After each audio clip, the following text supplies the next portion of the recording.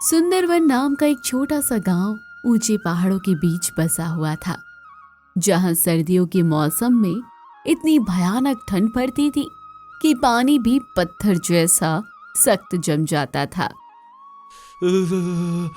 पिताजी, बाहर हवा इतनी तेज चल रही है कि बिस्तर से निकलने का मन ही नहीं कर रहा। ऊपर से ये फटी हुई रजाई, इसके सहारे हम कैसे बचेंगे? मेरे हाथों की उंगलियां ठंड के मारे कांप रही है। घर की पुरानी खिड़कियां हवा के थपेड़ों से जोर जोर से खड़खड़ा रही थी और माधव अपनी टूटी हुई खाट पर लेटा हुआ दर्द से कराह रहा था, लेकिन उसका हाथ काम नहीं कर रहा था।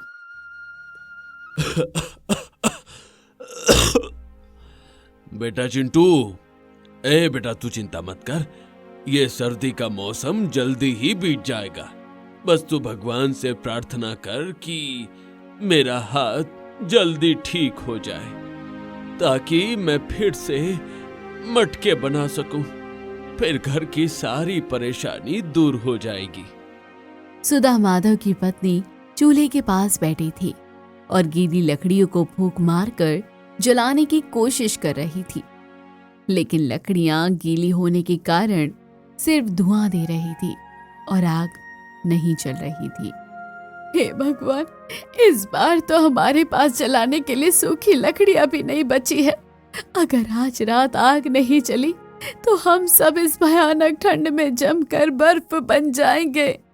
अगली सुबह जब सूरज की किरणें बादलों के पीछे छिपी थी, चिंटू उम्मीद की एक किरण लेकर गांव के सबसे अमीर और लालची दुकानदार सेठ किरोड़ी मल की बड़ी सी दुकान पर पहुंचा। सेठ जी, मेरे पिताजी का हाथ टूटा हुआ है और घर में खाने को कुछ भी नहीं है। क्या आप हमें थोड़ा सा राशन और कुछ गर्म कपड़े उधार दे सकते हैं? हम पैसे बाद में चुका देंगे। अरे ओ कुम्हार के बेटे, उधार मांगना तो बहुत आसान है, लेकिन उसे चुकाने के लिए जेब में पैसा होना चाहिए। जाओ यहाँ से, और जब पैसे आ जाए तभी मेरी दुकान पर कदम रखना। चलो जाओ। चिंटू का छोटा सा दिल सेठ की कड़वी बातों से टूट गया। वो सिर झुकाकर वहां से चला आया, लेकिन उसकी आंखों में आंसुओं की जगह कुछ कर दिखाने का पक्का इरादा चमक रहा था। चिंटू उदास होकर नदी के किनारे गीली मिट्टी के पास बैठ गया, जहां वो अक्सर अपने पिताजी को मिट्टी के बर्तन और खिलौने बनाते हुए देखता था। तभी उसके दिमाग में एक विचार आया। अगर मैं पिताजी की तरह मटके नहीं बना सकता तो क्या हुआ? मैं इस मिट्टी से कुछ ऐसा बनाऊंगा जो हमें ठंड से बचा सके, और शायद ये हमारे काम भी आ जाए। चिंटू ने गीली मिट्टी को गूंथना शुरू कर दिया और अपनी नन्ही उंगलियों के जादू से उसने एक मटके को एक भयानक शेर का आकार दिया, जिसका मुंह खुला हुआ और पेट खोखला था। वाह, ये मिट्टी का शेर तो बिल्कुल असली लग रहा है। अगर मैं इसके पेट के अंदर जलते हुए कोयले रख दूं, तो ये गर्म भी रहेगा और इसका मुंह आग उगलते हुए शेर जैसा लगेगा। हाँ। चिंटू ने उस शेर रूपी चूल्हे को धूप में सुखाया और शाम को जब वो घर लौटा तो उसने उसमें कुछ अंगारे डाले, जिससे वो मिट्टी का शेर धीरे धीरे लाल होकर गर्मी देने लगा। अरे मेरे लाल, ये तो कमाल हो गया। इस छोटे से मिट्टी के शेर ने तो पूरे घर को गर्म कर दिया।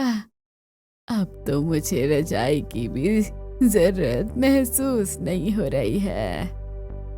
माधव और सुधा भी उस अनोखे चूल्हे को देखकर हैरान थे, क्योंकि आम चूल्हों की तरह इसमें से धुआं नहीं निकल रहा था, बल्कि शेर के मुंह से निकलती लाल रोशनी बहुत सुंदर लग रही थी।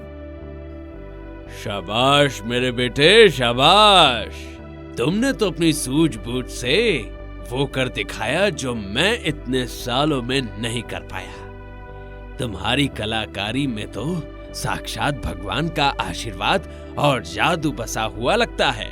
हाँ। उस रात पूरा परिवार चैन की नींद में सोया। मिट्टी का शेर पूरी रात उन्हें गर्मी देता रहा। सुबह होते ही चिंटू ने तय किया कि वो ऐसे और भी खिलौने वाले चूल्हे बनाएगा। अगले दिन चिंटू और उसकी माँ ने मिलकर हाथी, घोड़ा और कछुआ के आकार के कई सुंदर मिट्टी के चूल्हे बनाए और उन्हें लेकर गांव के बीचों बीच लगने वाले साप्ताहिक बाजार में पहुंच गए। भाई वाह, मैंने आज तक ऐसा चूल्हा नहीं देखा जो देखने में खिलौना लगे और काम अंगीठी का करे। अरे ये तो मेरे बच्चे को बहुत पसंद आएगा भाई। इसकी कीमत क्या है? नन्हे उस्ताद बताओ भैया, कीमत इसकी। देखते ही देखते वहां भीड़ जमा हो गई। हर कोई उस अनोखे आविष्कार को अपने घर ले जाना चाहता था। चिंटू की बनाई हुई सारी मूर्तियां कुछ ही घंटों में अच्छे दामों पर बिक गई।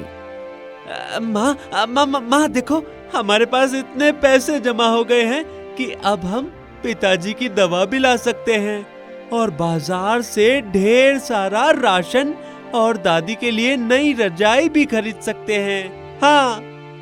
सुधा की आंखों में खुशी के आंसू थे। उन्होंने घर लौटते वक्त पिताजी के लिए दवाई और दादी के लिए एक बहुत ही मुलायम और गर्म रजाई खरीदी, जिससे आज उनका परिवार बड़ा ही खुश था। चिंटू की कामयाबी की खबर आग की तरह पूरे गांव में फैल गई। जब ये बात सेठ किरोड़ीमल को पता चली तो वो जल भुन गया, क्योंकि अब लोग उसकी दुकान से महंगे हीटर नहीं खरीद रहे थे। ये 2 कौड़ी का कुम्हार का लड़का मेरा धंधा चौपट कर रहा है, हैं? मुझे कुछ ना कुछ करके इसके इन मिट्टी के खिलौने को बाजार से हटवाना होगा, वरना मेरा खजाना खाली हो जाएगा। सेठ ने एक योजना बनाई और राजा के दरबार में जाकर शिकायत कर दी कि चिंटू के बनाए चूल्हे खतरनाक हैं और उनसे गांव में आग लगने का खतरा है, ताकि राजा उन्हें बंद करवा दे। सुनो कुमार, राजा विक्रम का आदेश है कि तुम और तुम्हारा बेटा तुरंत राज दरबार में हाजिर हो जाओ। तुम्हारे बनाए उन अजीबोगरीब चूल्हों के खिलाफ सेठ करोड़ीमल ने बहुत गंभीर शिकायत दर्ज कराई है। चिंटू और उसका परिवार डरते डरते राजमहल पहुंचा, जहां राजा विक्रम उसे सिंहासन पर बैठे दिखाई दिए और सेठ किरोड़ीमल के चेहरे पर एक कुटिल मुस्कान थी, जैसे उसने कोई जंग जीत ली हो। बालक, हमें शिकायत मिली है कि तुम्हारे ये खिलौने वाले चूल्हे गांव वालों के लिए सुरक्षित नहीं हैं। अगर ये सच साबित हुआ तो तुम्हें सजा मिलेगी और तुम्हारी दुकान हमेशा के लिए बंद कर दी जाएगी। महाराज, आप खुद ही देख लीजिए, ये मिट्टी का शेर बाहर से ठंडा रहता है ताकि बच्चे ना जले, लेकिन अंदर से ये इतनी गर्मी देता है कि कड़ाके की ठंड भी भाग जाए। हाँ। राजा ने अपनी जिज्ञासा शांत करने के लिए उस चूल्हे के पास अपना हाथ ले जाकर देखा। उन्हें एक भीनी भीनी और आरामदायक गर्माहट महसूस हुई, जो किसी भी महंगे हीटर से कई ज्यादा अच्छी थी।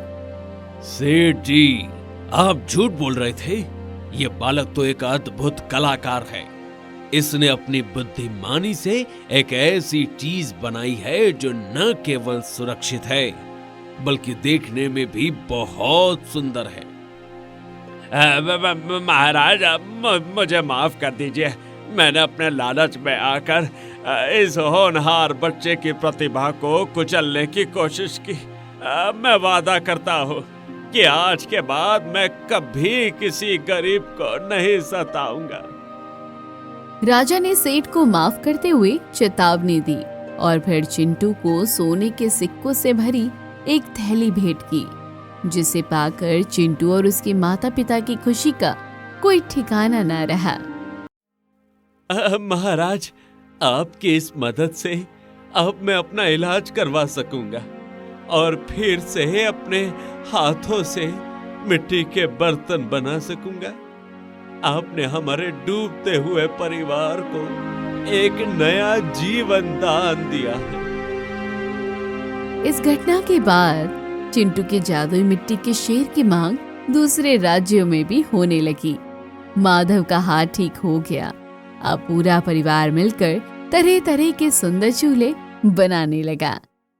दोस्तों, याद रखो, मुसीबत चाहे कितनी भी बड़ी क्यों न हो, अगर हम हिम्मत न हारे और अपनी बुद्धि का इस्तेमाल करें तो हम मिट्टी को भी सोने में बदल सकते हैं। हाँ।